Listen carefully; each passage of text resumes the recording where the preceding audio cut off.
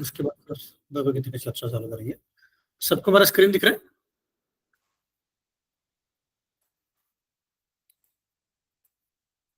हरे कृष्णा। मेरा आवाज आ रहा है सबको? हाँ प्रभु जी। ओके। भजहु रे मन श्रीनंदनंदन अभय चरण रविंद्र। भजहु रे मन श्रीनंदनंदन अभय चरण रविंद्र। दुर्लभ मानव जन्म सत्संग। दुर्लभ मानव जन्म सत्संग। हरवाहे भव सिंधु। हरवाहे भव सिंधु। भजहु रे मन श्रीनंदनंदन अभय शरण रविंद्र। भजहु रे मन श्रीनंदनंदन अभय शरण रविंद्र। शीतवातप अपवर्गीशन। शीतवातप अपवर्गीशन। ए दिन जामिनी जागिरे। विफल सेवन कृपन दुर्जन। विफल सेवन कृपन दुर्जन। चपल सुख लभ लागिरे। चपल सुख लभ लागिरे। भजहु रे मन श्रीनंदनंदन अभय चरण रविंद्र। भजहु रे मन श्रीनंदनंदन अभय शरण रविंद्र।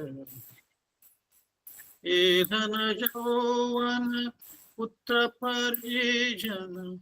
इते के अछि परथी रे। ए धन यौवन पुत्र परिजन। इथे के अछि परथी रे। कमल दल जल जीवन तलमल। कमल दल जल जीवन तलमल। भजहु रे हरि प्रीति रे। भजहु हरि पतनीति रे। भजहु रे मन श्रीनंदनंदन अभय चरण रविंद्र। भजहु रे मन श्रीनंदनंदन अभय शरण रविंद्र। श्रवण कीर्तन स्मरण बंधन। श्रवण कीर्तन स्मरण बंधन। पाद सेवन दास्य रे। श्रवण कीर्तन स्मरण बंधन। पाद सेवन दास्य रे। पूजन सखी जन आत्मनिवेदन। पूजन सखी जन आत्मनिवेदन। गोविंद दास अभिलाषी रे। गोविंद दास अभिलाषी रे। भजहु रे मन श्रीनंदनंदन अभय चरण रविंद्र। भजहु रे मन श्रीनंदनंदन अभय चरण रविंद्र। भजहु रे मन श्रीनंदनंदन अभय चरण रविंद्र। हरे कृष्णा हरे Krishna Krishna Krishna Hare Hare Hare Rama Hare Rama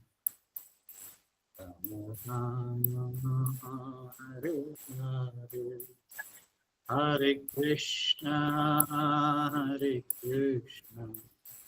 Krishna Krishna Hare Hare Hare Rama Hare Rama Rama Hare Hare Hare Krishna Krishna Krishna Hare Hare Hare Rama Rama Rama Hare Hare Hare Krishna Krishna Krishna Hare Hare Hare Rama Rama Rama Hare Hare Hare Krishna Krishna Krishna Hare Hare Hare Rama Rama Rama Hare Hare Hare Krishna Krishna Krishna Hare Hare Hare Rama Rama Rama Hare Hare Hare Krishna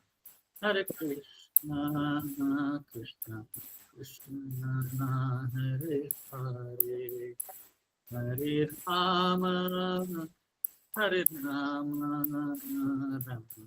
Rama Hare Hare Hare Krishna Krishna Krishna Hare Hare Hare Rama Rama Rama Hare Hare Hare Krishna Krishna Krishna Hare Hare Rama Rama Rama Hare Hare Krishna Krishna Krishna Hare Hare Hare Rama Rama Rama Hare Hare Hare Krishna Krishna Krishna Hare Hare Hare Rama Rama Rama Hare Hare Hare Krishna Krishna Krishna Hare Hare Hare Rama Rama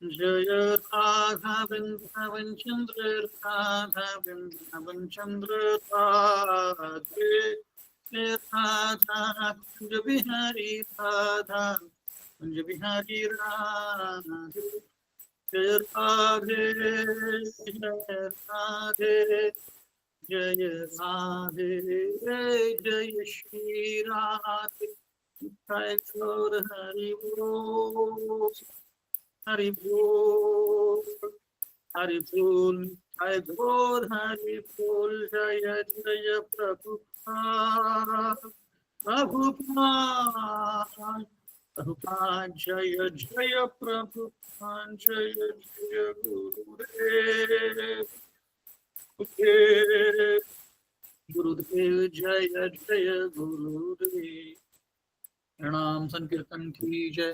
शिल प्रपाल की जय। ओम अज्ञानतिमिरन्धस्य ज्ञानञ्जनशलाकय चक्षुरुन्मिलितं येन तस्मै श्रीगुरवे नमः। श्रीचैतन्यमनोभीष्टं स्थापितं येन भूतले स्वयं रूप कया मह्यं ददाति स्वपदान्तिकं। वन्देऽहं श्रीगुरु श्रीयुतापदकमलं श्रीगुरु वैष्णवांश्च श्रीरूपं साग्रजाता सहगण रघुनाथामितं तं सजीवं साद्वैतं सावधूतं परिजनसहितं कृष्णचैतन्यदेवं श्रीराधा कृष्णपादान् सहगणललिता श्रीविशाखामितांश नमो विष्णुपादाय कृष्णप्रेष्ठाय भूतले श्रीमते भक्तिवेदान्त स्वामिनीति नामिने।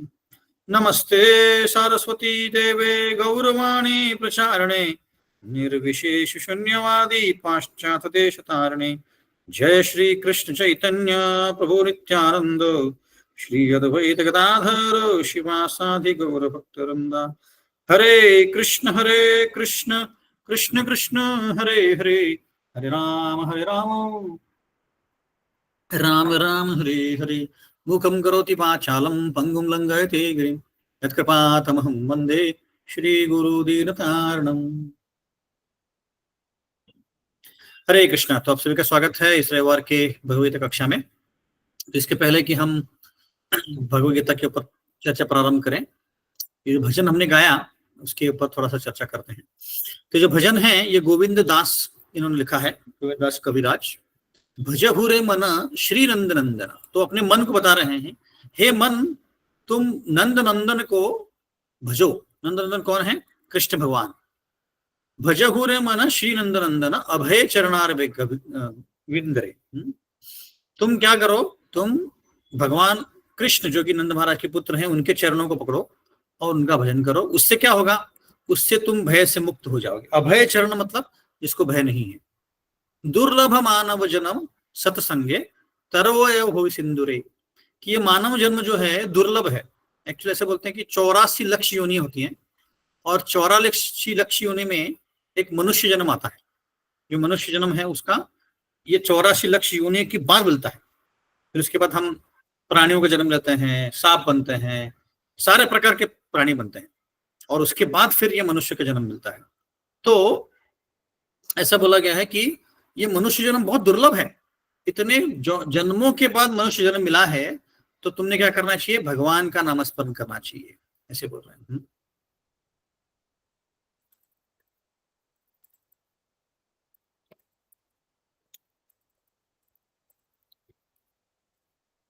आगे क्या बोलते हैं? तरोह भव सिंधु रे, ये जो मनुष्य जन्म है यही तुमको इस भव सिंधु से, भव सिंधु मतलब क्या?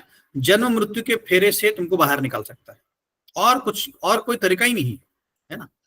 उसके बाद क्या बोल रहे हैं? शीत वातप बात बरी सन ए दिन जामिनी जागरे। दोनों दिन रात में तुम क्या हो? बिल्कुल तुम्हें नींद नहीं है।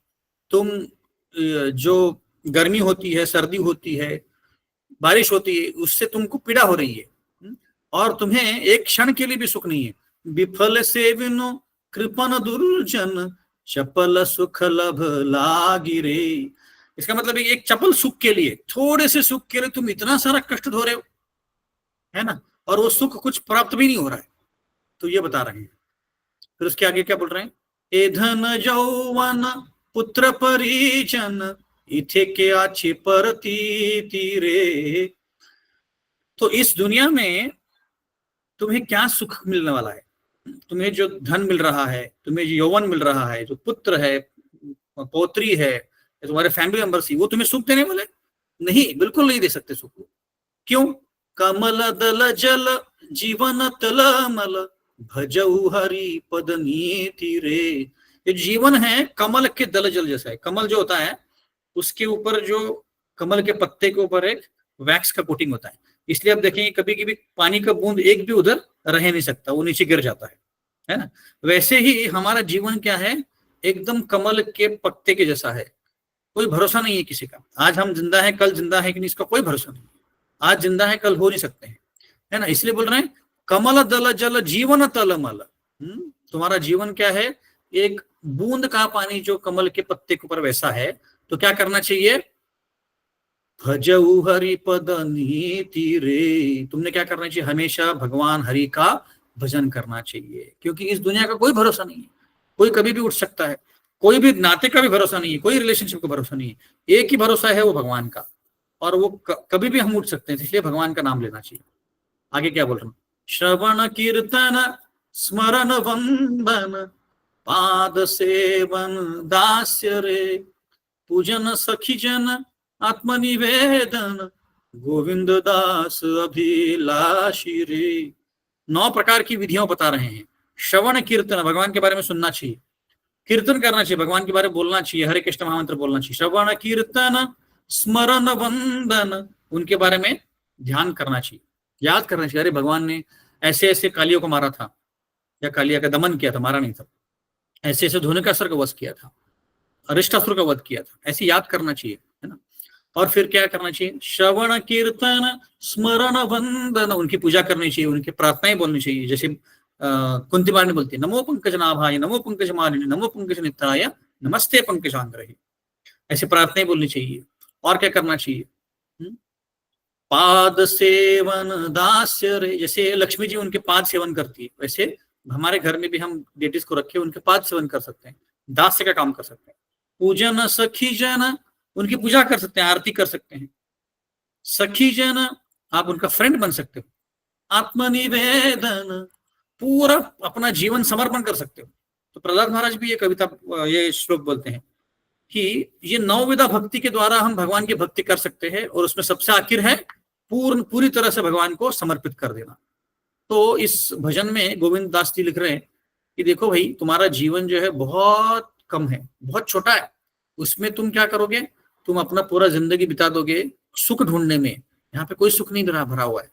तो सुख के बजाय तुम क्या करो, भगवान की भक्ति करो, तो तुम्हें जो आंतरिक सुख है, जो भगवान का आत्मा का सुख है, वो मिल जाएगा, और फिर तुम सुखी हो सकते हो। वरना यहाँ पे कोई सुख नहीं है, हम हर चीज के पीछे भाग रहे हैं, हम पैसे के पीछे भाग रहे हैं, रिलेशनशिप के पीछे भाग रहे हैं, सब कुछ नाम चाहिए, फेम चाहिए, सब कुछ के पीछे भाग रहे हैं, पर उसमें कोई भी चीज में सुख नहीं मिल रहा है। इसलिए गोविंद दास बोल रहे हैं, तुम भगवान की भक्ति करो, भगवान की भक्ति मरते समय काम आएगी, भगवान की भक्ति के बिना और कोई भी चीज हमारे काम नहीं आएगी। मृत्यु के समय हमारे रिलेटिव्स, हमारे कोई भी आपके काम नहीं आएगा, वो सिर्फ आपको स्मशान भूमि तक लेके जा सकते हैं, उसके आगे आपको कोई नहीं लेके जा सकता, सिर्फ भगवान का नाम काम आएगा। ठीक है, तो हम अभी 31 से 40 श्लोक तक श्लोक पढ़ेंगे, और उसके बाद 32 से 35 का श्लोक का चर्चा करेंगे। तो आप अपनी अपनी जगह बिना अनम्यूट किए श्लोक को रिसाइट कीजिए। पहला अध्याय 31वां श्लोक। न च श्रेयो अनुपश्यामि हत्वा स्वजनम माहवे, न कांक्षे विजयम कृष्ण न च राज्यम सुखानि च। तो अर्जुन बोल रहे कि मुझे कुछ भी समझ में नहीं आ रहा है कि मेरा कैसे भला हो सकता है, मेरे खुद के रिलेटिव्स को मारूंगा तो मेरा कैसे भला हो सकता है, अगर मैं जीतूंगा तो भी प्रॉब्लम है, हारूंगा तो भी प्रॉब्लम है, तो कृष्ण मुझे बताओ कि मेरा कैसे भला होगा, ऐसे बोल रहे। और मैं अगर जीत भी लूं तो ये जो पूरा राज्य है ये मैं किसके साथ शेयर करूंगा, किसको दिखाऊंगा मैं। 32 से 35। किम नो राज्येन गोविंद किम भोगैर्जीवितान् वा, येषाम् अर्थकांक्षितं नो राज्यं भोगा सुखानि च, त इमे अवस्थिता युद्धे प्राणां त्यक्त्वा धनानि च, आचार्य पितरा पुत्रस्तथैव च पितामह, मातुला शुश्रा पौत्रा शाला संबंधितस्ता, एतान् हन्तुम् इच्छामि घ्नतो अपि मधुसूदन, अपि त्रैलोक्य राज्यस्य हेतु किं न महि कृते, निहत्य धृतराष्ट्राणां का प्रीति स्यान् जनार्दन।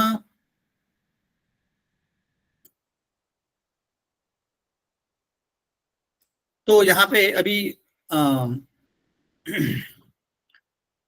अर्जुन बोल रहे हैं, गोविंद ये पूरा जो राज्य है ये किस काम का है, ना ही सुख ना ही जीवन ही वही काम का होगा अगर मैं अपने स्वजनों को मारूंगा। हे मधुसूदन, अगर मेरे टीचर्स, मेरे पिता जैसे लोग, मेरे जो भाई हैं, मेरे जो दादा हैं, मेरे अंकल हैं, मेरे ससुर जी हैं, मेरे सारे जो रिलेटिव खड़े हैं, सब लाइन म्यूट। तो अगर सामने मेरे खड़े हैं तो मैं इनको मार के कैसे खुश हो सकता हूं? हे जनार्दन, तुम सारे जीवों को संभालते हो, मैं युद्ध करने के लिए बिल्कुल तैयार नहीं हूं। मुझे अगर तीनों लोग भी मिल जाए तो भी मुझे युद्ध करने में कोई भी इंटरेस्ट नहीं है, ऐसे बोल रहे हैं।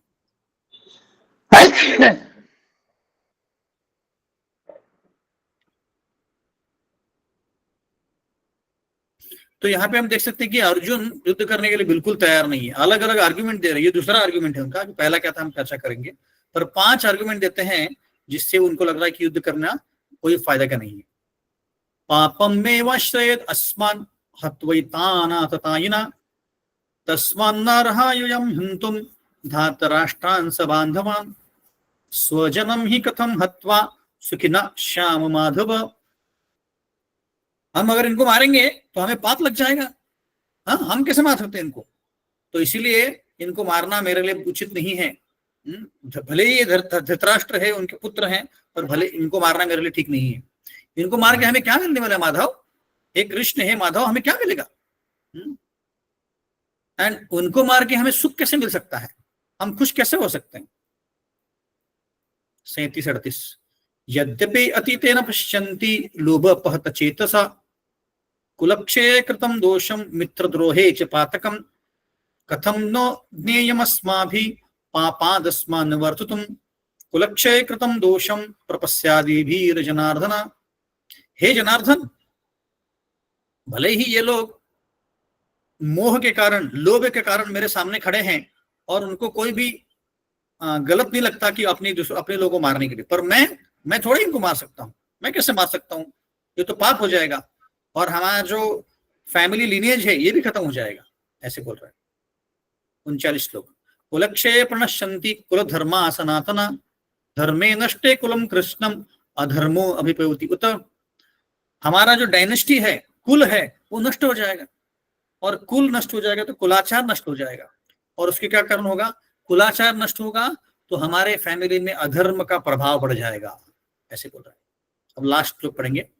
अधर्माभिभवात् कृष्ण प्रदुष्यन्ति कल स्त्रिया स्त्रीषु दुष्टाशु वार्ष्णेय जायते वर्ण संकर। वर्ण संकर हो जाएगा अगर अधर्म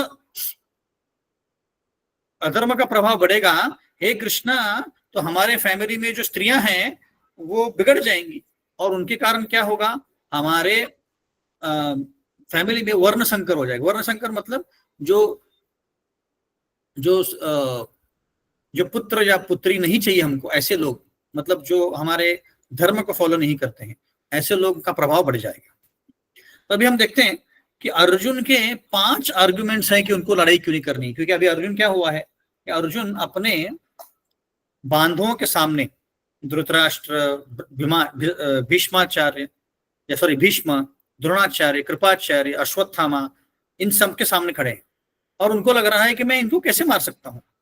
और उसके लिए भी क्या हो गया, उनके हृदय में दया उत्पन्न हुई है। और क्योंकि दया उत्पन्न हुई है तो उनके सामने अभी 5 कारण उनको मिल गए हैं उनको नहीं मारने के लिए, है ना। और वो 5 कारण क्या क्या है? 5 कारण हमने पिछली बार चर्चा किए थे। पहला कारण है, उनको लग रहा है कि मैं क्योंकि भक्त हैं अर्जुन, उनको लग रहा है कि मैं उनको कैसे मार सकता हूं। उनके मन में दया उत्पन्न हो रही है। उनको लग रहा है कि ये सारे मर जाएंगे तो इनका मरने का सब मुझ पे आ जाएगा, इसलिए दया उत्पन्न हो रही है। दूसरा जो आज हम चर्चा करने वाले हैं उसमें ये कारण बता रहे हैं कि इनको अगर मारूंगा और फिर मुझे सारा राज्य मिल जाएगा, क्योंकि उनको पता है कि युद्ध मतलब सब लोग मर जाएंगे, उनके साइड के मर जाएंगे और हमारे साइड के कुछ कुछ मर जाएंगे। तो मैं पूरा जो संपत्ति है, मेरा पूरा राज्य है, किसको दिखाऊंगा? किसको मैं शो ऑफ करूंगा कि मेरे पास इतना राज्य है, मैं पूरे दुनिया का राजा हूं, किसको दिखाऊंगा? ये बोल रहे हैं। तीसरा कारण बताएंगे जो 33 से लेकर 33वां श्लोक में आता है कि इनको मारेंगे तो हमें पाप लगेगा। कृष्णा, हम इनको नहीं मार सकते, हमको पाप लगेगा। ये तीसरा कारण बताया।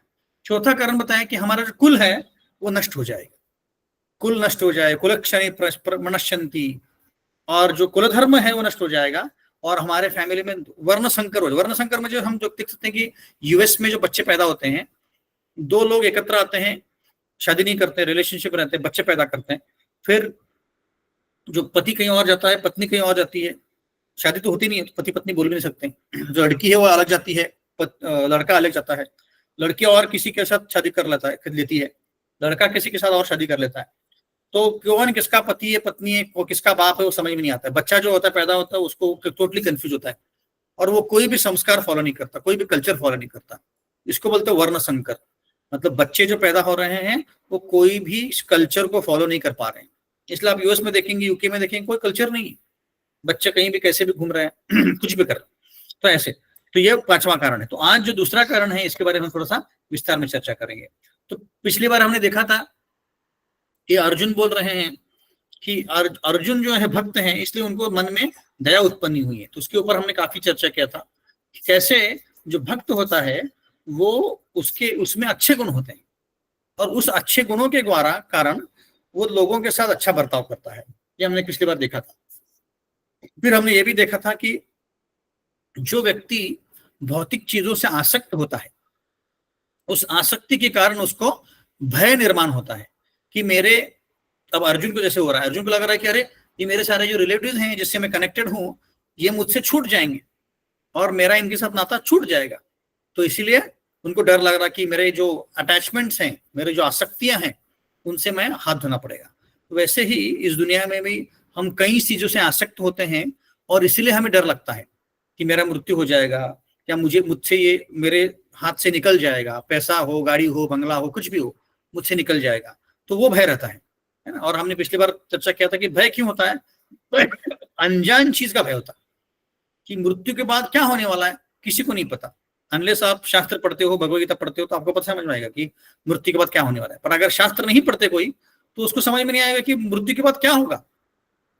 तो इसलिए उसको डर लगता है, इसीलिए जीव को डर लगता है मृत्यु से, कोई भी अनजान चीज से डर लगता है। तो पिछले बार हमने चर्चा किया था कि भयम अभिनिवेदित स्वात्थ, मतलब क्या कि भय होता है हर जीव को, है ना। जैसे कोरोना आया तो सब लोग डर के अपने अपने घर में बैठे थे, कोई भी बाहर निकलने के लिए तैयार नहीं थे, क्योंकि लोगों को डर रहा था कि मैं बाहर जाऊंगा, मुझे कोरोना हो जाएगा, मैं मर जाऊंगा, और मर जाऊंगा तो उसके बाद क्या होगा मुझे पता नहीं। तो इसलिए डर रहे थे। ये हमने पॉइंट चर्चा किया था। और एक पॉइंट चर्चा किया था कि लोग भौतिक चीजों में सुख ढूंढ रहे हैं, बट उनको सुख नहीं मिल रहा है ना। तो ये हमने चर्चा किया था। तो आज का जो चर्चा का विषय है ये है कि यहाँ पे अर्जुन को लग रहा है कि जिन लोगों को मैं मारने वाला हूं उनसे मुझे सुख मिलने वाला था, वो सुख मुझे मिल नहीं पाएगा, है ना, इसीलिए मैं दुखी हूं, ऐसे बोल रहे हैं। तो पहला श्लोक देखते हैं कि क्या श्लोक में अर्जुन बोल रहे हैं। देखो श्लोक में बोल रहे हैं किम नो राज्य न गोविंद, गोविंद शब्द का यूज हुआ है। किम नो राज्य न गोविंद किम भोगेर जीविता नवा। ये गोविंद, गोविंद कृष्ण का नाम है।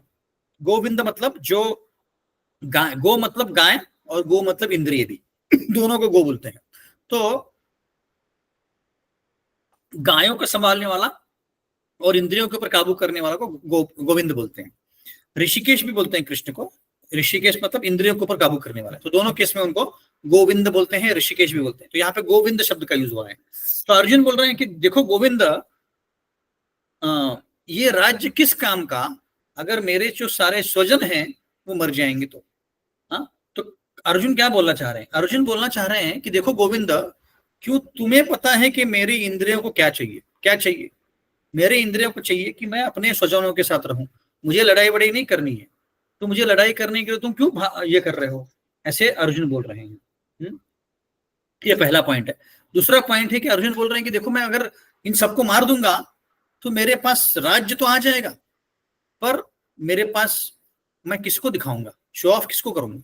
मेरे पास कोई रहेगा ही नहीं, मेरे सिर्फ भाई रहेंगे, बट मेरे रिलेटिव्स वगैरह सब मर जाएंगे, तो मैं किसको दिखाऊंगा मेरे पास इतना बड़ा राज्य है। तो जनरली लोग दूसरों को शो ऑफ करने के लिए सारा प्रॉपर्टी, कपड़े बड़े करते हैं, है ना। तो ये दूसरा पॉइंट हम चर्चा करने वाले हैं। अब पहले पॉइंट में अर्जुन बोल रहे हैं कि देखो गोविंद, गोविंद मतलब इंद्रियों को काबू करने वाले। हाँ, पर वो बोल रहे हैं कि देखो तुम गायों को और इंद्रियों को ऊपर तुम काबू करते हो, है ना।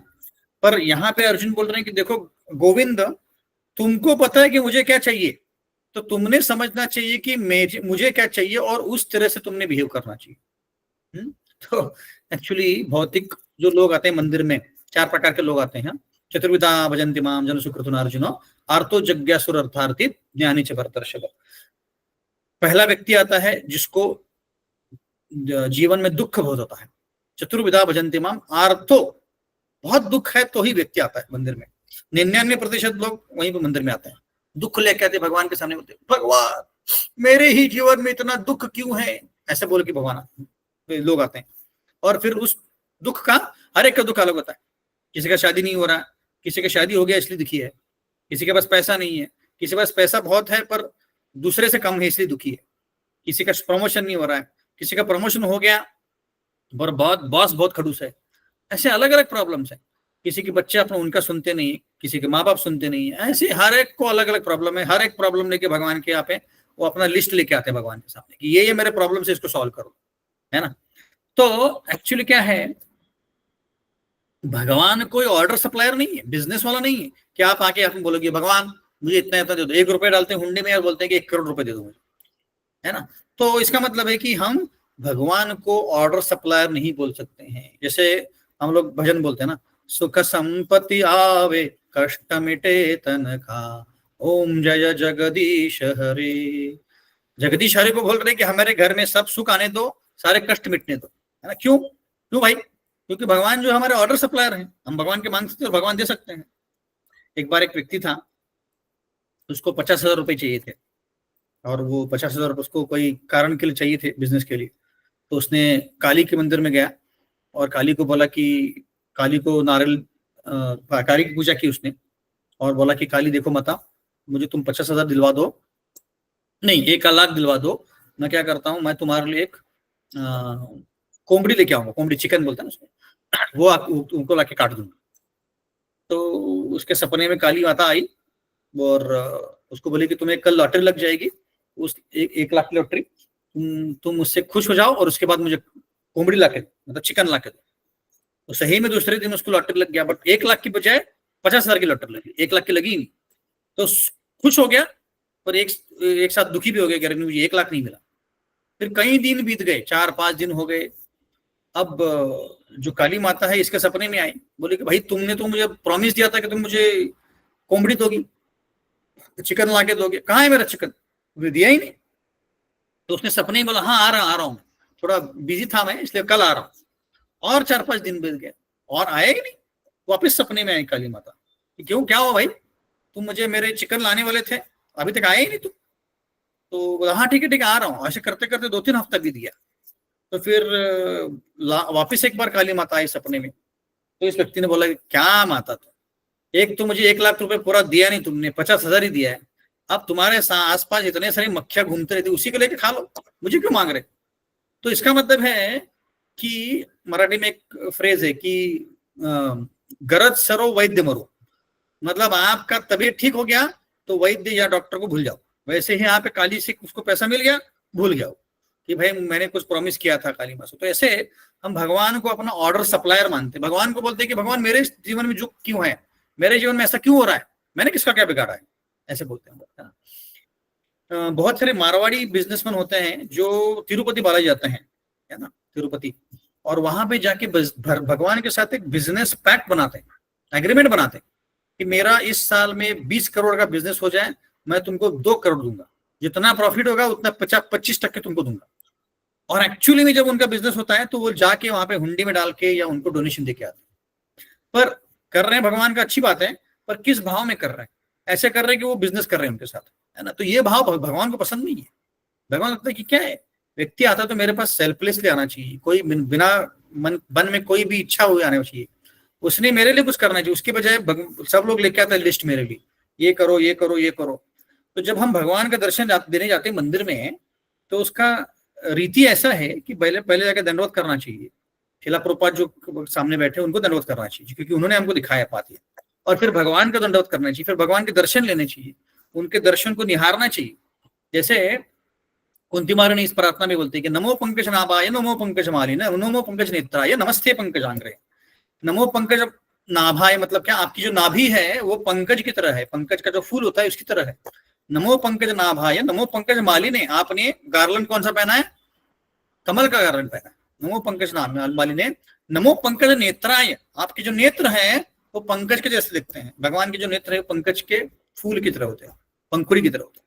नमो पंकज नेत्राय नमस्ते पंकजांग्रहे, आपके जो चरण है वो भी पंकज की तरह। तो ये ऐसी जो कविता है या ऐसी जो भजन है उसको गाना चाहिए।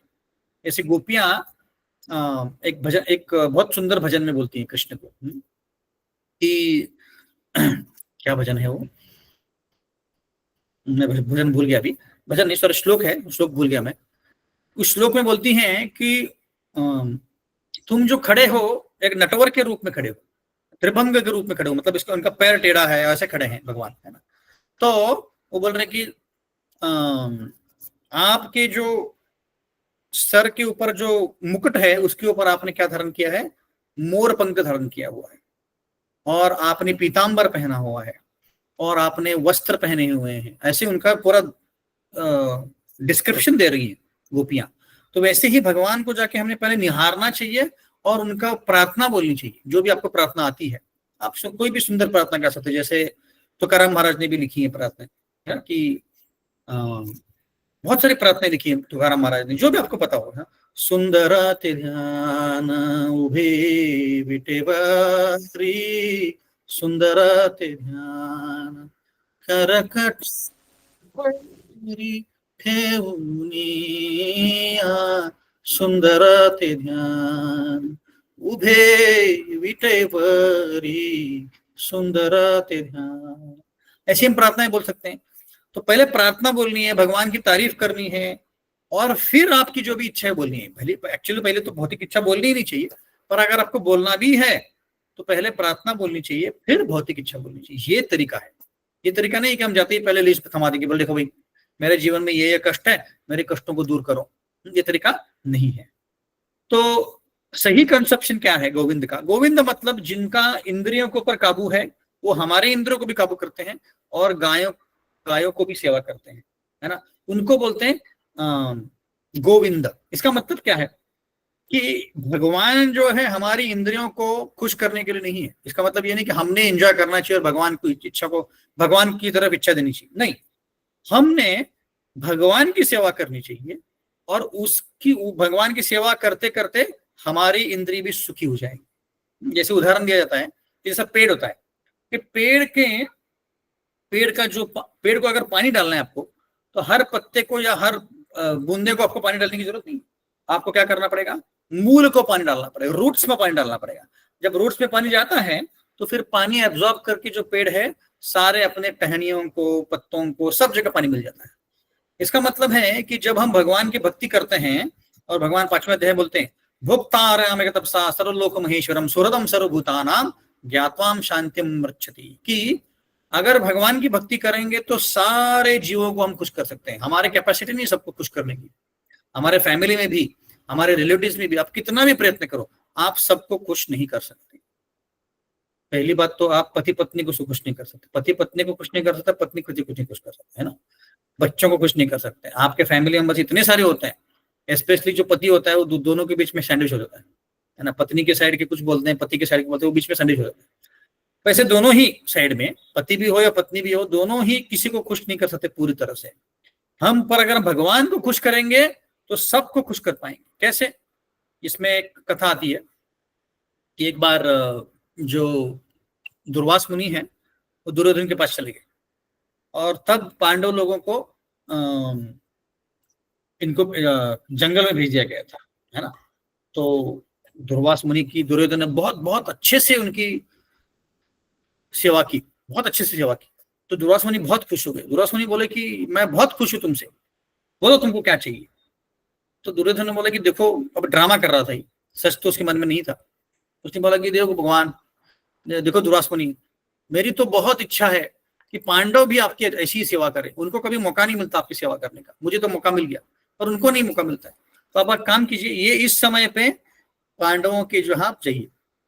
अब उसको पक्का पता था सब कुछ कि पांडवों का शेड्यूल क्या है, क्योंकि उसने सारे हेर रखे थे। तो द्रौपदी के पास एक अक्षय पात्र था जो उसको सूर्य भगवान ने दिया था। उस अक्षय पात्र का स्पेशलिटी ये था कि द्रौपदी का खाना खाने के पहले वो जो भी मांगती थी उस पात्र से मिल जाता था, अनगिनत, जितना आपको चाहिए उतना। पर एक बार द्रौपदी ने उसमें खा लिया तो वो उस दिन के लिए वापस नहीं मिलेगा। तो ऐसे ही वो लोग अलग अलग साधुओं को बुलाते थे और उनको खाना परोसते थे। तो दुर्योधन ने बोला कि इस समय 2 बजे आप उनके घर में जाइए, उनके जो जो भी जहाँ पे रहते हो। तो दुर्वास मुनि पहुंच गए, और हुआ यह था कि उस दिन 2 बजे द्रौपदी ने अपना खाना खा लिया। तो दुर्वास मुनि पहुंच गए, और दुर्वास मुनि मतलब अकेले नहीं पहुंचते थे, ऐसे 10,000 शिष्यों के साथ जाते थे, उनके पास बहुत शिष्य थे। तो 10,000 शिष्यों के पास पहुंच गए और बोले युधिष्ठिर महाराज को। युधिष्ठिर महाराज आए, बोले कि आइए आइए प्लीज हमारे पास पधारिए। तो बोले मुझे भूख बहुत लगी है, तो प्लीज खाना बनाइए। अब ऐसे बोल के वो चले गए, बोले कि मैं नदी में नहाने जा रहा हूँ। अब प्रॉब्लम यह है कि जंगल में उनके पास ऐसा कोई सामग्री है ही नहीं इतने सारे लोगों के लिए बनाने की, और दो भी 10,000 लोग कहाँ से बनाएंगे। तो सब लोग चिंतित हो गए, द्रौपदी भी चिंतित हो गई, सारे पांडव चिंतित हो गए। तो द्रौपदी ने फिर कृष्ण को पुकारा, कृष्ण कृष्ण महाबाहो ऐसे करके चिल्लाई। तो जैसे ही कृष्ण का नाम पुकारा, कृष्ण वहां पे हाजिर हो गए। और कृष्ण हाजिर हो गए तो बोले कि क्या हुआ, मुझे क्यों पुकारा। तो द्रौपदी ने बोला देखो ऐसे ऐसे हो गया, दुर्वास मुनि अपने 10,000 शिष्यों के साथ आए हैं, हमारे पास एक एक दाना नहीं है खाना का, उनको कैसे खिलाएंगे आप। तो कृष्ण ने बोला अरे मुझे कुछ खाने के लिए लाओ, मुझे भूख लगी है। तो द्रौपदी ने बोला ये मजाक का समय नहीं है, दुर्वास मुनि आएंगे तो हमको बहुत बड़ा श्राप दे देंगे, ऑलरेडी हम लोग जंगल में हैं तो हमारा पता नहीं क्या होगा। तो कृष्ण ने बोला अरे तुम थाली तो लेके आओ, कुछ तो पड़ा होगा उसमें। तो द्रौपदी ने बोला नहीं कुछ भी नहीं है उसमें। तो बोले नहीं तुम लेके तो आओ।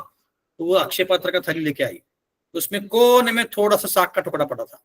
तो कृष्ण ने उसको खा लिया, और जैसे ही खा लिया, दुर्वास मुनि और उनके सारे जो 10,000 शिष्य पानी में नहा रहे थे, नहाते नहाते उनका पेट भर गया। ऐसा भर गया कि पूरा 56 भोग खाया हो और डबल पेट भर गया, और सबने डकार देना चालू कर दिया। अब सबको समझ में आ रहा है अरे एकदम से डकार कहां से आ गया, पेट कैसे भर गया। तो वो नहा के वहां से निकलने ही वाले थे, तो कृष्ण ने भीम को भेजा, बोलो तुम जाओ उनको लेके आ जाओ। और युधिष्ठिर और द्रौपदी बोल रहे हैं जाओ लेके आ जाओ, अरे हमारे पास कुछ भी नहीं देने के लिए, कहां से देंगे, हमको श्राप मिलेगा। तो कृष्ण बोला मैं हूं ना, मैं संभाल लूंगा, जाओ तुम। और वो भी भीम को भेज दिया। तो भीम अपनी गदा के साथ पहुंच गया वहां पे, चलो चलो सबका टाइम हो गया, प्रसाद बन गया, चलो खाने के लिए चलो। अब दुर्वास मुनि और सब लोग एकदम एक दूसरे की तरफ देख रहे हैं, हमारा पेट तो ऑलरेडी भर गया है और ये भीम आ गया और हम जाएंगे। युधिष्ठिर महाराज तो बहुत बड़े भक्त हैं, भीम भी बहुत बड़ा भक्त है, अगर हम जाके खाना नहीं खाएंगे तो हमारी तो पिटाई होगी। तो वहीं से दुम दबा के सब भाग गए। तो इससे ही हम समझ सकते हैं कि जब कृष्ण संतुष्ट होते हैं तो पूरी दुनिया संतुष्ट होती है ना। तो कृष्ण को संतुष्ट करना ज्यादा महत्वपूर्ण है, हमको हमारी इंद्रियों को और हमारे फैमिली मेंबर्स की इंद्रियों को संतुष्ट करना इतना महत्वपूर्ण नहीं है, कृष्ण को संतुष्ट करना ज्यादा महत्वपूर्ण है। तो उससे फिर भगवान खुश हो जाएंगे, और जब भगवान खुश हो जाएंगे तो फिर पूरी दुनिया खुश हो जाएगी, है ना। और एक उदाहरण आता है कि एक बार सारे जो बॉडी के पार्ट्स थे, हाथ पैर आंखें, एक दूसरे के साथ चर्चा कर रहे थे। तो हाथ ने बोला, आंख ने बोला एक्चुअली जब मुझे पहले खाना दिखता है तो उसके कारण ही पैर है जो चल के जा सकते हैं खाने की तरफ। तो पैर ने बोला देखो भाई मैं हूं इसलिए मैं चल के जा सकता हूं ना, तो मैं पैर नहीं होता तो व्यक्ति कैसे चल के जाता। तो हाथ ने बोला ठीक है भाई तुम चल के जाते हो, तुम्हारे कारण व्यक्ति चल के जाता है, बट मैं हाथ हूं ना, मेरे कारण ही व्यक्ति वो खाने को उठा के मुंह में डालता है।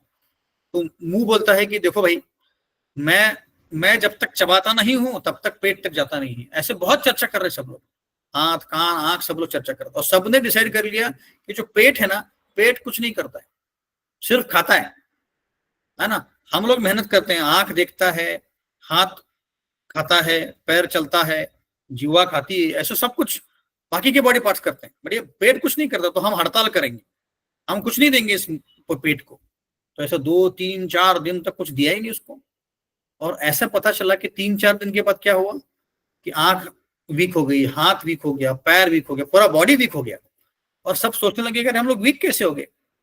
तो सबने डिस्कस किया, बोले कि भाई देखो तुम जब मुंह को देते हो तो मुंह के द्वारा पेट में जाता है, और पेट जो है उसको डाइजेस्ट करके पूरे शरीर में रक्त को संचित करता है, और उसके कारण सारे जो बॉडी पार्ट्स हैं तंदुरुस्त रहते हैं। तो ऐसा नहीं है कि सिर्फ पेट ही एंजॉय कर रहा है, तो पेट को देने के कारण सारे बॉडी पार्ट्स एंजॉय कर रहे हैं। तो तो ऐसा सब जब डिस्कशन हुआ तो सब समझ गए, कह रहे हैं हाँ हाँ हमारे से गलती हो गई। तो वैसे ही जब हम भगवान की भक्ति करते हैं, भगवान की पूजा करते हैं, तो हमारे आसपास के सारे खुश हो जाएंगे, है ना। तो ये एक्चुअल मतलब है गोविंद का। गोविंद मतलब जिनको भक्ति करके हमारी इंद्रिय तुष्ट हो जाएंगी, है ना। तो क्या करना चाहिए? तो भगवद गीता में भगवान बोलते हैं, यत् करोषि यदश्नासि यच्चुहोषि तदाशि यत् तपस्वस्य कौन्तेय तत्करुष्व पर अर्पणम। कि तुम जो भी करते हो, जैसे कोई आईटी इंजीनियर का काम करता है, कोई प्रोफेसर है, कोई स्कूल में पढ़ाता है, किसी का बिजनेस है, तुम जो भी करते हो मुझको अर्पण कर दो। मुझको अर्पण करो मतलब क्या करना है? मुझे देखो बिजनेस कर रहा हूं मैं, तो मुझे 1 लाख रुपए मिल रहा है महीने का, तो क्या करना चाहिए? उसमें से कुछ प्रतिशत आपको भगवान की भक्ति के लिए देना है। मतलब क्या करना है? मतलब आप घर में एक मंदिर रख सकते हो, उसमें फोटो रख सकते हो, उसको आरती कर सकते हो, अच्छे अच्छे फल अर्पण कर सकते हो, अच्छे अच्छे फूल अर्पण कर सकते हो, और जो भी आप बनाते हो घर में वो भगवान को अर्पण करना है, बस उतना ही करना है ना। और आपको अगर और भी कुछ पैसा बचता है तो मंदिर में दे सकते हो, ताकि आप मंदिर जो है दूसरों को प्रचार कर सके, भगवदगीता बांट सके, वगैरह वगैरह। इससे क्या होगा कि हम भगवान की भक्ति कर रहे हैं, जो भी करना है भगवान के कनेक्शन में करना है। यद करोषि यद अश्नाशी यद जिहोषि तदाशी, तुम जो भी खाते हो वो भगवान को अर्पण करके खाओ, है ना। भगवान बोलते तीसरे अध्याय में, यज्ञ शिष्टासनो संतो मुच्चन्ते सर्वकिल विषय जो भुजंजते पापा पचन्ति कारणात्। भगवान बोल रहे हैं कि जो व्यक्ति मुझे कोई भी चीज अर्पण किए बिना खाता है वो क्या है? चोर है। ऐसा भगवान खुद बोल रहे हैं। इसका मतलब क्या हुआ? देखो सब कुछ हमें जो मिल रहा है भगवान से मिल रहा है। अन्नाद भवंती भूतानी पर्जन्यत अन्न संभव। इसका मतलब है जो भी अन्न उगता है वो बारिश के कारण होता है। और बारिश कहाँ से होती है? बारिश भगवान के कारण होती है, क्योंकि जो समंदर से पानी उठता है वो बादलों में जाता है और बादलों से बारिश हमको मिलता है। ये सब जो सिस्टम बनाया भगवान ने बनाया। आप बोलेंगे नहीं नहीं वो बारिश जो है वो एक्चुअली इवापोरेशन होने के कारण, पानी इवापोरेशन कारण होने के कारण होता है। हाँ, बट इवापोरेशन के कारण होता है, बट जो बादलों में पानी जाता है वो एक जगह पानी बरसाना है, वो कौन डिसाइड करता है? कि पुणे में पानी बरसाना है, कि महाबलेश्वर में बरसाना है, कि राजस्थान में रेगिस्तान में बरसाना है? वो कौन डिसाइड करता है? वो भगवान के हाथ में है ना। भगवान के हाथ में होता है। जब तक भगवान डिसाइड नहीं करते कि पुणे में बारिश होगा, बारिश होगा ही नहीं। एक बार ऐसे ही फिजी में हमारे एक सन्यासी थे, हिज होलीनेस तमाल कृष्ण महाराज करके, तो वहां पे प्रचार करने गए थे। तो बहुत प्रचार कर रहे थे, बट वहां पे क्या हुआ था कि कई महीनों से बारिश नहीं हुआ था। तो कई महीनों से बारिश नहीं हुआ, तो वहां पे जो गांव वाले थे बहुत परेशान थे। तो उन्होंने बोला कि क्या तुम हरे कृष्ण करते हो, यहाँ पे तुम्हारे हरे कृष्ण में दम है तो यहाँ पे बारिश करा के दिखाओ। हमारे यहाँ पे महीनों से बारिश नहीं हुई, हमको पानी की पीने के लिए पानी नहीं है, यहाँ पे फसल नहीं उग रही है, और तुम हरे कृष्ण बोल रहे हो, क्या कर रहे हो तुम? बारिश गिरा के दिखाओ। तो तमाल कृष्ण महाराज ने बोला कि पूरे गांव को इकट्ठा कर लो। अभी सुबह के 8 बजे हैं, कल सुबह 8 बजे तक कोई यहां से हिलेगा नहीं, सब लोग कीर्तन करेंगे, जोरों से कीर्तन करेंगे, और 24 घंटे के बाद बारिश नहीं हुआ तो मेरा नाम चेंज कर देना। ये 1970-80 की बात है। तो सारे गांव वाले इकट्ठा हो गए, एक लगभग 1 लाख 2 लाख लोग इकट्ठा हो गए, और जोर से कीर्तन किया। 24 घंटे कीर्तन किया, कंटिन्यूअस कीर्तन, रुका ही नहीं। और 8 बज गए सुबह की। अब सबकी नजर बादल की तरफ, ऊपर ऊपर देख रहे हैं सब लोग कि बारिश होने वाली की। और 8 बज के 10 मिनट पे जोर की बारिश चालू हो गई। पूरा दिन बारिश बरस रहा था। इसका मतलब है कि भगवान जब डिसाइड करते हैं वहीं पे बारिश होती है। ऐसा नहीं है कि रैंडमली कुछ तो बारिश होती है, नहीं, सब कुछ ये प्लान्ड है, सब कुछ डिजाइन के अनुसार चल रहा है। तो भगवान अगर हमें अन्न दे रहे हैं तो हमें भगवान को कम से कम थैंक यू तो बोलना चाहिए। आप बोलेंगे नहीं हम तो रिलायंस से लेके आए अन्न, बट रिलायंस को किसने दिया भाई? रिलायंस को तो खेतों में दिया है, और खेत में किसने दिया? भगवान ने दिया। तो भले ही आप पैसे देके उसको खरीद रहे हो, फिर भी आपको भगवान को थैंक यू बोलना चाहिए। वो थैंक यू बोलने के लिए आपको क्या करना है? जो भी आप घर में पकाते हो, वेजिटेरियन नॉन वेजिटेरियन नहीं दिखा सकते भगवान को, वेजिटेरियन पकाते हो, वो आपको भगवान को चढ़ाना है। सिर्फ उसमें तुलसी की पत्ती डालना है और भगवान को अर्पण करना है 10 मिनट तक। मंत्रा मैं आपको ग्रुप में डाल दूंगा, वो मंत्रा बोलना है, बस खत्म। आपके आधे पाप तो यहीं पे खत्म हो जाएंगे। आधे पाप तो हम बिना अर्पित किया हुआ खाना खा के हो जाता है। जैसे मैं कल यहाँ पे क्लास था तो एकादशी के बारे में चर्चा कर रहा था, तो उसमें पाप पुरुष के बारे में बता रहा था मैं। जो पाप पुरुष होता है वो सब जगह पाप फैला रहा है ना। और एकादशी के दिन जो अन्न खाता है उस अन्न के अंदर जाके पाप बैठ जाता है। तो वैसे ही जब तक हम भगवान को अर्पण नहीं किया करते हैं तब तक हम जो भी खाते हैं वो पाप हो जाता है ना। तो जनरली वेजिटेरियन फूड खाते हैं हम लोग, और उसमें ऑनियन गार्लिक भी नहीं डालते हैं। तो वो क्यों नहीं खाते हैं अगर हम बाद में चर्चा करेंगे, पर इतना महत्वपूर्ण नहीं है। एज लॉन्ग एज आप वेजिटेरियन फूड दिखा रहे हो भगवान को तो कोई बात नहीं है। तो ऐसे ये पहला करना है, यत करोषि दशनाशी यत जोहोषि ददासी यत तपस्वी कौन्तेय, तुम जो भी तपस्या कर रहे हो, जैसे कल एकादशी थी, निर्जला एकादशी, कोई किसी ने, बहुत भक्तों ने पानी नहीं पिया, खाना नहीं खाया, तो जो भी तपस्या कर रहे हो भगवान के लिए तपस्या करो, बोलो कि भगवान मैं आपके लिए कर रहा हूँ, है ना। ऐसे तो जो भी हम करते हैं भगवान के लिए, जैसे जो भी हम खाना खाते हैं भगवान को अर्पण करते हैं, जो भी कपड़े लेके आते हैं, अगर नए को कपड़े लेके आए भगवान के सामने रख दो, बोले कि भगवान आपके कार्यों में, आपके सेवा में मैं इसको यूज करना चाहता हूँ, हो गया।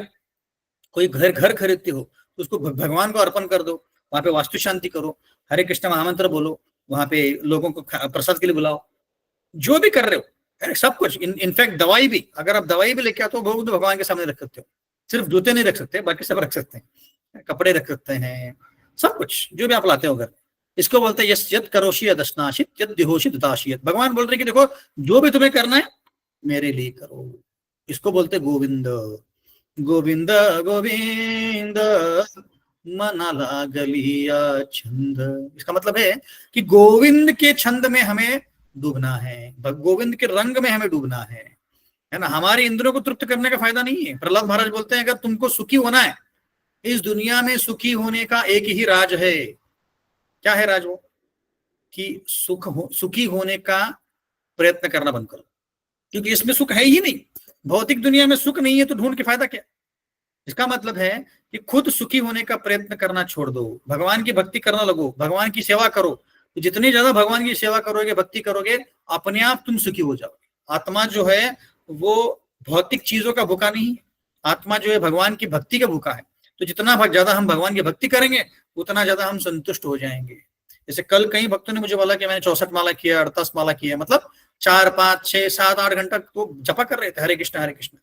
तो मुझे बता रहे थे कि प्रभु जी 48 माला करने के बाद मन संतुष्ट हो गया, ऐसा लग रहा था कि ऐसे ही करते रहो, क्योंकि यही हमारे आत्मा का कार्य है, यही हमारे आत्मा को चाहिए। भगवान की भक्ति करो, कीर्तन करो, उनके बारे में सुनो, भगवद्गीता पढ़ो, उसमें ही संतुष्टि है। बाकी भौतिक आसक्ति में कोई संतुष्टि नहीं है। जितना ज्यादा हम भौतिक चीजों के पीछे भागेंगे उतना ज्यादा संतुष्टि कम हो जाएगी। ये दूसरा पॉइंट है। तो तीसरा पॉइंट ये है कि व्यक्ति क्या करता है, बहुत सारा चीजें इकट्ठा करता है भौतिक, और लोगों का ऐश्वर्य दिखाना है उसको। अरे मेरे पास इतना 1.5 करोड़ का घर है, 2 करोड़ का घर है, मेरे पास 25 लाख की कार है, मेरे पास देखो वॉच जो है मेरी 5 लाख की है। अरे शो ऑफ करके फायदा क्या है? ऐसा बोलते हैं कि हम पैसे इसलिए कमाते हैं, इन जनरल लोग, सारे नहीं होंगे, ऐसे इसलिए कमाते हैं ताकि हम ऐसी बहुत सारी चीजें ले सके जो हमारे कोई काम की नहीं है, वो ताकि हम ऐसे लोगों को दिखा सके जो हमारे कोई काम की नहीं। इसी में हमारी आधी जिंदगी बर्बाद हो रही है ना। इस ऐसे यहाँ पे प्रभुपाद और एक बोलते हैं कि जो भक्त होता है वो भगवान जैसे भी उसको रखते हैं वैसे ही रहते हैं। जैसे भक्त यहाँ पे अर्जुन बोल रहे हैं कि मुझे नहीं फाइट करना है, बट क्योंकि गोविंद बोल रहे हैं, कृष्ण बोल रहे हैं, उसको फाइट करना पड़ेगा। वो बोलते हैं कि हे जनार्दन, तुमने सारे जीवों को संभाला है तो तुम ही लड़ाई करो, मुझे क्यों लड़ाई करने के लिए बोल रहे हो, है ना। पर भक्त जो होता है ना, भक्त जो है कृष्ण को संतुष्ट करने के लिए कुछ भी करे। अगर कृष्ण भगवान उनको करोड़ों रुपए देंगे तो वो करोड़ रुपए लेके भगवान की भक्ति में लगा देंगे। कृष्ण भगवान सब कुछ ले लेंगे तो वो उसी में खुश हो जाएंगे। ये भक्तों का गुण होता है। और भक्त जो होता है कभी भी दूसरों के साथ बदला नहीं लेता है। क्योंकि अर्जुन देखो यहाँ पे बोल रहा है, अर्जुन बोल रहा है कि मुझे नहीं लड़ाई करना, उनको भलाई लड़ाई करना है, कौरवों को लड़ाई करना है, बट मुझे नहीं लड़ाई करना, मुझे मन नहीं कर रहा उनको लड़ाई करने को। वैसे ही जो भक्त होता है वो रिटेलिएट नहीं करता, दूसरों के ऊपर रिवेंज नहीं लेता है ना, क्योंकि भक्त का स्वभाव होता है ऐसा। जैसे एक बार हरिदास ठाकुर करके एक भक्त है, तो ये 500 साल की पहली बात है, तो उन्होंने मुस्लिम फैमिली में जन्म लिया था, पर वो हरे कृष्ण महामंत्र बोलते थे, जपा करते थे। तो वहां का जो काजी था, मतलब काजी मतलब बंगाल का गवर्नर, उसने बुला लिया और बोला कि तुम क्यों ये हरे कृष्ण महामंत्र बोल रहे हो, तुम तो मुस्लिम हो। तो उन्होंने बोला कि देखो भाई, शास्त्रों में लिखा है कि हरे कृष्ण महामंत्र सबसे सर्वोच्च है ना, बाकी जो धर्म है वो भी सही है, बट इस कलयुग में हरे कृष्ण महामंत्र का जपा करना और भगवद गीता पढ़ना सबसे टॉप मोस्ट है, इसलिए मैं कर रहा हूँ। तो उन्होंने बोला ठीक है, तुमको करना है तो करो, बाकियों को तुम प्रचार मत करो। तो हरिदास ठाकुर ने बोला नहीं, मैं प्रचार भी करूंगा, ये तो मेरे आत्मा का कर्तव्य है। तो हरिदास ठाकुर ने बोला इसको क्या करना चाहिए, तो लोगों ने बोला कि उसके जो मिनिस्टर थे, इसको 24 मार्केट प्लेस में उसकी उसकी पिटाई करो।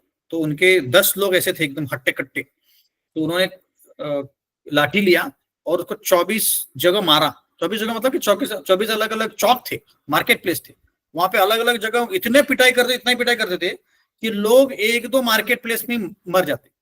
तो हरिदास ठाकुर को 24 मार्केट प्लेस में मारा तो भी वो उनका कुछ हुआ ही नहीं। तो अभी क्या हुआ कि ये लोग थक गए, बोले ये बाप रे, इतना पिटाई करने के बाद भी ये व्यक्ति मरा नहीं, तो अभी जो काजी है, गवर्नर है, हमें ही मार डालेगा। तो रोने लग गए। हरिदास ठाकुर बोले क्या है, मेरे कारण तुमको दुख हो रहा है, कोई बात नहीं, मैं मर जाता हूँ। और उन्होंने क्या किया, योग समाधि में गए और वो उन्होंने देह को त्याग कर दिया। तो सारे जो जो सोल्जर्स थे वो खुश हो गए। उन्होंने जाकर काजी को बोल दिया कि भाई देखो वो मर गया है, तो उसका क्या करना चाहिए, उसको तुम समंदर में फेंक दो। तो समंदर में उनको फेंक दिया, और समंदर से कुछ देर के बाद वो तैर के वापस काजी के पास आ गए। बोले कि देखो मैं मर गया था पर वापस जिंदा हो गया। तो यहाँ पे हम देख सकते हैं कि हरिदास ठाकुर ने बिल्कुल भी रिटेलिएट नहीं किया, बिल्कुल भी हाथ ऊपर नहीं किया, बोला कि नहीं तुमको मारना है तो मारो, मैं कुछ नहीं करूंगा। ये भक्त का गुण होता है। ऐसे ही एक जड़ भरत करके थे, बहुत साल पहले भागवत में उनका चर्चा आता है कि जो जड़ भरत हैं वो भरत महाराज के अगले जन्म में आते हैं। तो वो बचपन से भक्ति में बहुत आगे थे, और वो शरीर के ऊपर जो भी उनका पूरा कंट्रोल था, मतलब शरीर के ऊपर कुछ दिखते नहीं थे, और वो थोड़ा सा पागल की तरह बिहेव करते थे, क्योंकि वो लोगों से दूर रहना चाहते थे। उनको क्या करना था कि हम इसी दुनिया से वापिस आना था, तो बिना आसक्ति के रहते थे। ये जो कथा है मैं बाद में कभी विस्तार में बताऊंगा, बट शॉर्ट में जो भी हमें बताना है उसके बारे में बताऊंगा। तो वो एक दिन ऐसे खेत में कुछ काम कर रहे थे, तो कुछ डाकू लोग आ गए, और डाकू लोगों को एक्चुअली काली को बलि देना था। तो उनको ये हट्टा कट्टा व्यक्ति दिख गया, तो उनको उठा के लेके आ गए, और एक काली के मंदिर में उसको, जो उनका ये होता है ना जहाँ पे उनको बलि देते हैं, वहां पे उसको नहला धुला के नए कपड़े पहना के उसको मारने वाले थे। तो जड़ भरत कुछ नहीं बोले, शांति से खड़े थे, पर वो बहुत अच्छे भक्त थे कृष्ण के। तो जैसे ही उन्होंने भरत जड़ भरत को मारने का प्रयत्न किया, जिस मूर्ति में काली थी उस मूर्ति से काली एक्चुअली प्रकट हो गई, और उसके बहुत सारे सहचर प्रकट हो गए हाथ में चाकू वगैरह लेके। और उन्होंने, मैं मेरे ख्याल से फोटो होगा दिखा रहा हूं पर,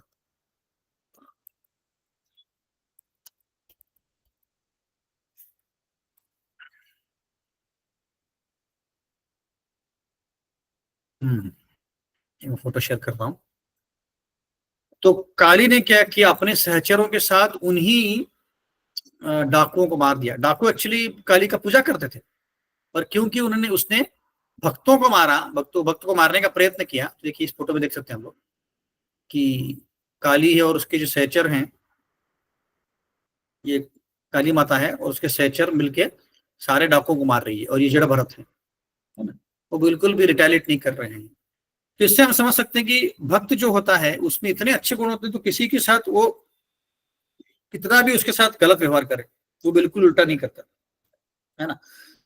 हम पांडवों की कथा में भी देखते हैं महाभारत में कि जंगल में पांडव रह रहे थे, हरे तो कृष्णा प्रभु जी, फोटो नहीं दिखाई दिया, सॉरी। नहीं दिखाई दिया, एक मिनट वापस शेयर करता हूं।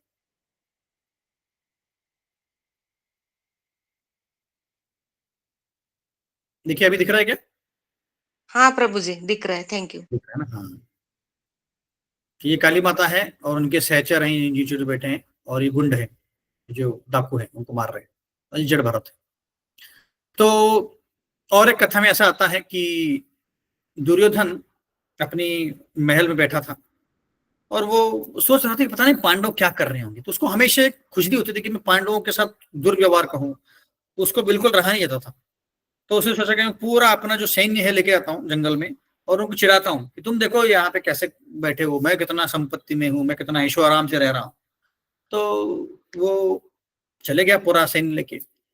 तो एक बहुत बड़ा तालाब था काम्य वन में, और एक साइड पांडव थे बैठे थे अपने अपना जो कुटिया था उसमें, और दूसरे साइड दुर्योधन ने अपना पूरा जो उसका ये था सैन्य था उसको लेके वहां पर रह गया, और उसी तालाब में वो नहाने के लिए चले गया।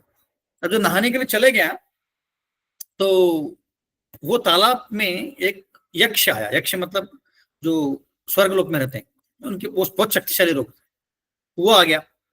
और गंधर्व, सॉरी यक्ष नहीं, गंधर्व।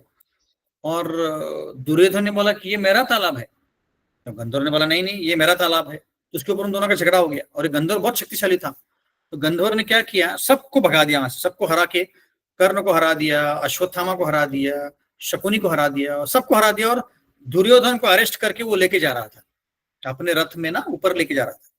तो जैसे ही वो लेके जा रहा था, दुर्योधन को बांध दिया था उसने पूरी तरह से। तो जैसे लेके जा रहा था, तो उनका एक जो सैनिक था दुर्योधन का, वो भाग के युधिष्ठिर महाराज के पास आया। बोला कि हे महाराज देखिए, आपके भाई को लेके जा रहे हैं ये गंधर्व, उनको बचाइए। तो युधिष्ठिर ने बोला हे भीम जाओ जल्दी, अपने भाई को बचाओ। तो भीम ने बोला पागल हो गए क्या, ये गंधर्व ऑलरेडी मार रहा है, उसको मारने दो, हमें क्यों बचाना चाहिए उसको, उसने हमारे साथ इतना जायती किया है, हमने क्यों उसके पास उसको बचाना चाहिए। युधिष्ठिर ने बोला नहीं नहीं नहीं नहीं, हम बाहरी लोगों के लिए 105 है, भले ही हम अंदर झगड़ा करते हैं, पर बाहर के लोगों के लिए 105 है। तो अर्जुन को भेजा। अर्जुन ने क्या किया, अर्जुन ने उस गंधर्व को हरा दिया और दुर्योधन को बचा लिया। तो इस एग्जाम्पल से हम देख सकते हैं, उदाहरण देख सकते हैं कि युधिष्ठिर महाराज के साथ कितना बुरा किया दुर्योधन, उनकी पत्नी के साथ दुर्व्यवहार किया, उनको जंगल भेजा, उनको मारने के कितने सारे प्रयत्न किए, फिर भी युधिष्ठिर महाराज के मन में दुर्योधन के लिए बिल्कुल भी एक कण का भी दुश्मनी नहीं था। ये भक्त के लक्षण होते हैं कि भगवान जैसे रखे वैसे ही रखेंगे ही, पर दूसरों के सारे बारे में भी बुरा नहीं सोचेंगे, दूसरों के लिए कोई ऐसा बर्ताव नहीं करेंगे जिससे दूसरों को दुख हो सके। पिछली बार हमने एक भजन गाया था कि वैष्णव जन तो जेने करी होगे, पीर पराई जानू रे, कि दूसरों का दुख देख के उसको दुख होता है, दूसरों के सुख में वो सुखी होता है। पर दुख दुखी पर सुख सुखी, दूसरों का दुख देख के लगता है कि अरे अरे अरे कितने दुख में ही, और दूसरों का सुख देख के वो भी खुश होता है, उसको वैष्णव बोलते हैं। वैष्णव ये नहीं होता है कि दूसरों का दुख के हाँ, मुझसे लड़ाई करने चला था, हाँ, जा कहीं का, ऐसे नहीं बोलता है ना। और दूसरों का दुख, दूसरों का सुख देख के उसको मत्सर नहीं होता है, अरे इसके पास कितना गाड़ी बड़ा बंगला, इसको प्रमोशन मिल गया, इसको पैसा मिल गया, मुझे नहीं मिल रहा, हाँ, क्या आएंगे, ऐसे उसको नहीं लगता है, क्योंकि वैष्णव है। वैष्णव दूसरों के बारे में हमेशा अच्छा सोचता है, दूसरे के बारे में बिल्कुल भी दुर्व्यवहार नहीं कहता है ना। ये वैष्णव का लक्षण। तो अर्जुन को भी ऐसे ही लग रहा है, अर्जुन को लग रहा है कि मैं अपने स्वजनों को कैसे मार सकता हूँ। तो हमारे जीवन में है ये, भगवत गीता से हम इसको उतार सकते हैं कि कभी भी किसी के बारे में हमारे मन में दुर्व्यवहार नहीं होना चाहिए, दूसरे के बारे में बिल्कुल बुरा नहीं सोचना चाहिए, कितना भी बुरा हमसे करें करने दो उनको, वो और कृष्ण के बीच में देखेंगे, हमें दुर्व्यवहार करने की जरूरत नहीं। हम खुद को बचा सकते हैं, अगर कोई हमको चीटिंग करने का प्रयत्न करे हम खुद को बचा सकते हैं, अगर हमें कोई मारने का प्रयत्न करे हम खुद को बचा सकते हैं। ये नहीं मैं बोल रहा हूँ कि सहन कर लो, सहन करने की बात नहीं चल रही है, ये बात चल रही है कि दूसरों के बारे में बुरा नहीं सोचना चाहिए। आपके साथ किसी ने कुछ किया और आप बोल रहे हैं उसका बुरा होना चाहिए, उसका ये होना चाहिए, उसका वो होना चाहिए, नहीं नहीं नहीं नहीं, ये भक्तों का लक्षण नहीं। भक्तों का लक्षण ये है कि दूसरों के बारे में हमेशा अच्छा सोचो।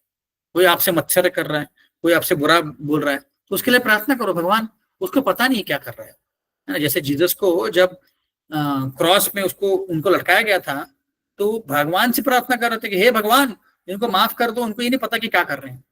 ये हमारा भाव होना चाहिए, ये वैष्णव का भाव है जो अर्जुन यहाँ पे हम दिखा रहे हैं। तो भगवत गीता से हम यही सीखते हैं कि दूसरों के बारे में अच्छा सोचो, दूसरों के बारे में बिल्कुल बुरा ना सोचो। करो तो बिल्कुल है ही नहीं, करना तो बिल्कुल नहीं है बुरा, पर सोचना भी नहीं है, ये भाव है। और एक कथा करके हम यहीं पे कथा को विराम देंगे। द्रौपदी के 5 पुत्र थे जिसको अश्वत्थामा ने मार दिया। पिछले कथा में मैंने बताया था कि सब लोग सोए हुए थे, ये अश्वत्थामा, कृतवर्मा और कृपाचार्य जाके पांडवों के कैंप में रात को उन्होंने धावा बोल दिया और 5 पांडवों के पुत्रों को अश्वत्थामा ने मार दिया, और उनके जो सर थे उसको लेके दुर्योधन के पास आ गया और दुर्योधन को बोला कि मैंने पांडवों को मार दिया। उसको पता ही नहीं था कि रात के अंधेरे में कौन है ये। दुर्योधन ने जब हाथ लगाया स्वरों को तो उसको लगा कि अरे ये तो छोटे बालकों के सर है। तो बोला कि अरे ये पांडव नहीं है, इनके बालक है ये। उसको बहुत बुरा लगा। तो उसके बाद दूसरे दिन द्रौपदी को बहुत बहुत दुख हुआ कि मेरे 5 पुत्रों को मार दिया। तो अर्जुन ने ठान लिया कि मैं जाके 5 पुत्रों को मारने वाले अश्वत्थामा को पकड़ के लाऊंगा, और फिर वो जाके अश्वत्थामा को पकड़ के लाए और द्रौपदी के सामने बिठा दिया। बोला कि इसको मारो अभी। तो एक साइड कृष्ण थे और एक साइड भीम थे, दोनों बोल रहे थे कि इसको मारो। एक साइड युधिष्ठिर थे और एक साइड द्रौपदी थी। उन्होंने बोला कि नहीं नहीं, आप इनको छोड़ दो। द्रौपदी बोल रही है, पहले स्कंद में 10वें अध्याय में आता है, द्रौपदी बोल रही है कि अरे यही तुम्हारे गुरु का पुत्र है, तुम कैसे इसको ऐसे बांध के ला सकते हो? भले ही इसने हमारा बुरा किया है, पर फिर भी इसको नहीं मारना चाहिए, क्योंकि कृपि जो है, जो इसकी माँ है, ये भी, इसका पति तो गया ऑलरेडी, द्रोणाचार्य को मार दिया था। तो ये कृपि को एक ही सहारा है, वो भी तुम छीन लोगे तो ये भी वो बहुत दुखी हो जाएगी, मेरे जैसी दुखी हो जाएगी। और मुझे पता है कि पुत्र खोने का दुख क्या होता है, मैंने 5-5 पुत्र खोए हैं, तो इसलिए इसको दुखी मत करो तुम। और मेरे हमारे गुरु ने तुमको इतना सिखाया है, तो तुम ये गुरु दक्षिणा दे रहे हो कि तुम इसको मार रहे हो। आप सोचो, एक माँ की जो 5 बेटों को मार दिया था, ऐसी माँ अश्वत्थामा जैसे क्रूर व्यक्ति को माफ कर रही है। ये गुण होते हैं वैष्णव। वैष्णव मतलब इतना सहनशील होता है कि दूसरों को दुख देख के उसको बहुत बुरा लगता है, और खुद के दुखों को देख के लगता है कि नहीं, मैं इसके लायक ही हूं। तो ब्रह्मा जी एक श्लोक बोलते हैं, तते नुकंपा सुषुम क्षमानो भुंजाने वाकतम विपागे। वो बोल रहे हैं कि तुम अगर तुम्हारे जीवन में जो भी दुख आ रहा है उसको सहन करते जाओ, सहन करते जाओ, भगवान का नामस्मरण करते जाओ, तो एक दिन आएगा तो मृत्यु के समय तुम्हें जो मोक्ष मिलने वाला है, तो उसके लिए तुम हकदार बन जाओगे। इसका मतलब है कि हमारे जीवन में जो भी दुख हो रहा है उसको सहन करना चाहिए, और भगवान को बोलना चाहिए, भगवान ये मेरा दुख ही है, मेरे कारण ही मिला है, मेरे मेरे कर्मों के कारण ही मुझे फल मिला है, मैंने ही कुछ गलत किया है पिछले जन्मों में, इसलिए आप सही दे रहे हो, मुझे इससे ज्यादा देना चाहिए, पर आप इतने दयालु हो कि मुझे कम दे रहे हो। ऐसे सोच के उस दुख को सहन करना है। ये वैष्णव के गुण होते हैं। वैष्णव के 26 क्वालिटी होते हैं, उस 26 क्वालिटीज में एक ये क्वालिटी होता है, वो सहनशील होता है और दूसरों के बारे में अच्छा सोचता है, बुरा बिल्कुल नहीं सोचता, तो करता तो है ही नहीं। तो ये हम इस श्लोकों की श्रृंखला से समझ सकते हैं। और अगली बार जब हम मिलेंगे तो अर्जुन का अगला कारण हम देखेंगे कि कैसे पाप से डरने के लिए, अर्जुन बोल रहा था कि इनको मारेंगे तो हमें पाप लग जाएगा, तो उसका कारण क्या था और अर्जुन कृष्ण भगवान ने उसको कैसे हराया, इसके बारे में चर्चा करें। हरे कृष्णा। कोई प्रश्न है किसी को? ये तो हम 2 मिनट कीर्तन करके फिर क्लास को एंड करेंगे। हरे कृष्णा प्रभु जी, ये क्लास सिर्फ संडे को होती है? यस माता जी, संडे को होती है। आज मैंने पहली बार ज्वाइन किया है। संडे को 12 से 1 होती है। आज के दिन मेरा मीटिंग था सुबह, इसलिए हम 4 से 5 किया, बट जनरली 12 से 1 होती है संडे। तो अगले संडे 12 बजे मिलती 12 बजे। अच्छा, हरे कृष्ण। बहुत अच्छा लगा प्रभु जी। थैंक यू माता जी। कोई प्रश्न है किसी का और? ठीक है, हम 2 मिनट कीर्तन करेंगे और उसके बाद फिर विराम देंगे। हरे कृष्णा हरे कृष्णा कृष्णा कृष्णा हरे हरे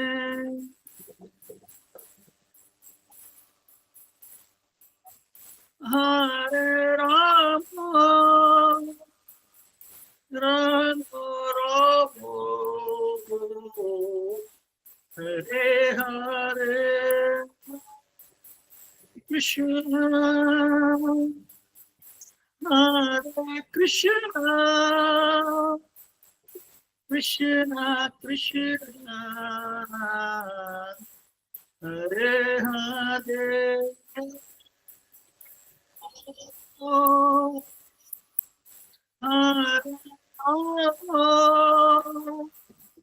राम राम हरे हरे कृष्णा हरे कृष्णा कृष्णा कृष्णा हरे हरे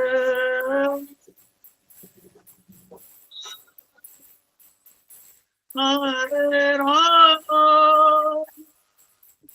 राम राम हरे हरे कृष्णा हरे कृष्णा कृष्णा कृष्णा हरे हरे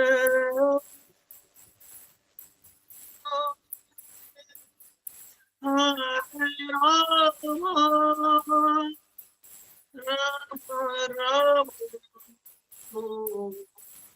हरे हरे, हरे कृष्ण कृष्ण कृष्ण हरे हरे, हरे राम राम राम हरे हरे, हरे कृष्ण कृष्ण कृष्ण हरे हरे, हरे राम राम राम हरे हरे, हरे कृष्ण कृष्ण कृष्ण हरे हरे, हरे राम राम राम हरे